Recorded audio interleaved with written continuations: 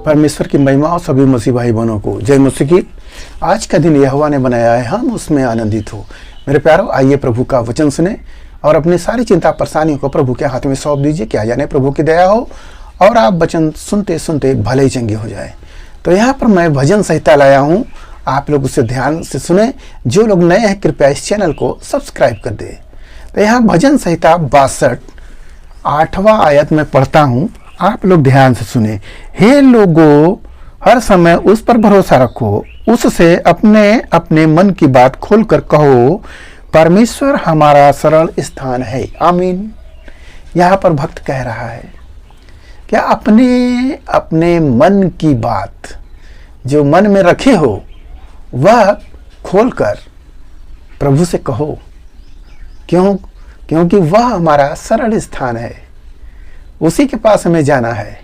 तो अपनी बातों को खोल कर बताओ, ताकि परमेश्वर आपके मन की बात को जानने वाला तो है, मगर जब तक हम अंगीकार नहीं करते हैं हमें वह चीज़ नहीं मिलता है। जब मुंह से बोलते हैं तब प्रभु हमें उस बोले हुए शब्द से पूरा करते हैं। हालेलुया। यहाँ पर आगे हम पढ़ते हैं, सचमुच नीच लोग तो अस्थाई और बड़े लोग मिथ्या ही हैं। तौल में वे हल्के निकलते हैं, वे सब के सब सांस से भी हल्के हैं। सचमुच नीच लोग अस्थाई होते हैं। जो लोग गलत काम करने वाले लोग होते हैं उनका स्थायी जगह नहीं है, परंतु हमारा परमेश्वर का वह शरण स्थान है। हम उसी के पास जाते हैं, कहीं नहीं जाते हैं, परंतु उनका कोई स्थायी ठिकाना नहीं है। और वे लोग क्या है, मिथ्या ही हैं, वो झूठे लोग हैं और उनका कहीं ठिकाना नहीं है। और वो सांस से भी हल्के हैं, जो सांस का वजन होता है उससे भी वो हल्के हैं। हालेलुया। तो हमारा परमेश्वर क्या है, शरण स्थान है। आगे हम पढ़ते हैं, अंधेर करने पर भरोसा मत रखो और लूटपाट करने पर मत फूलो। चाहे धन संपत्ति बढ़े तो भी उस पर मन न लगाना। भक्त को चेतावनी है भी कि अंधेर मत करना, न लूटपाट किसी का करना, और उस धन को देखकर फूलना भी मत, क्योंकि यह सब जाती रहेगी। हालेलुया। तो हमें उस पर मन नहीं लगाना, न चित अपना लगाना है। हमें परमेश्वर पर भक्ति करना है और आगे बढ़ना है। आइए और पढ़ते हैं, परमेश्वर ने एक बार कहा है और 2 बार मैंने यह सुना है कि सामर्थ परमेश्वर का है। किसका सामर्थ है? परमेश्वर का। परमेश्वर एक बार वचन बोलते हैं, भक्त 2 बार सुनता है। सोचिए, किसी को बार बार बताया जाता है वो भूल जाता है वचन, परंतु यहाँ भक्त कर रहा है एक बार परमेश्वर ने कहा, मैंने 2 बार सुन लिया।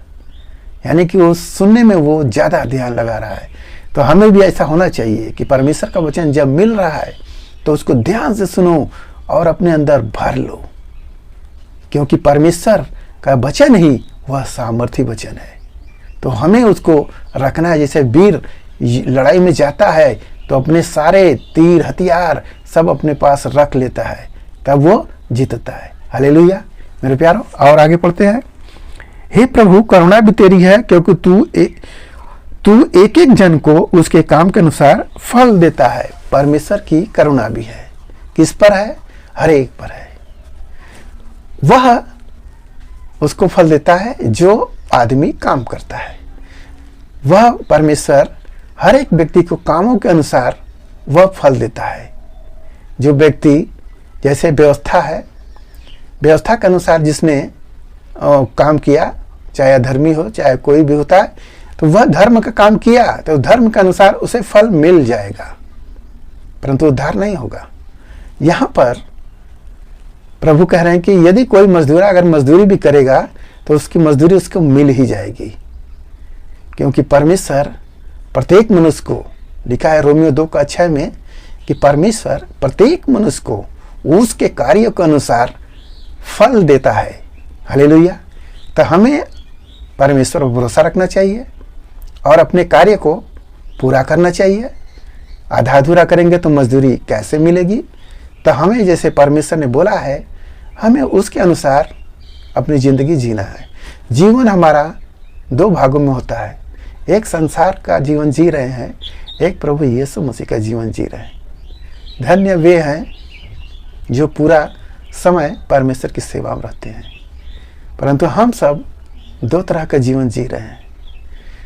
तो हमें चाहिए कि ज़्यादा से ज़्यादा परमेश्वर की महिमा करें, काम में लगे रहो, फिर भी परमेश्वर की महिमा करते रहो, स्तुति करते रहो, आशीष मिलेगा, क्योंकि आप एक काम कर रहे हो। हालेलुया। तो आज के इस वचन से हम सबको जो मिला उस पर ध्यान करिएगा, क्योंकि आप प्रभु यीशु मसीह के सच्चे भक्त हैं। तो प्रभु आपको आशीष दे। आइए आपके लिए हम प्रार्थना करते हैं। महान परमेश्वर, हम आपका धन्यवाद करते हैं इस मुसीबत आज के दिन में प्रभु। हालेलुया। जितने वचन सुने प्रभु, उन्हें आशीष मिले, उनके घर परिवार में जो भी दिक्कत परेशानी प्रभु उन्हें दूर करे प्रभु, आशीषों से भर दे पिता। आपका अनुग्रह दया प्रेम उनके जीवन में होती रहे। धन्यवाद करते प्रार्थना यीशु मसीह के नाम में, आमीन।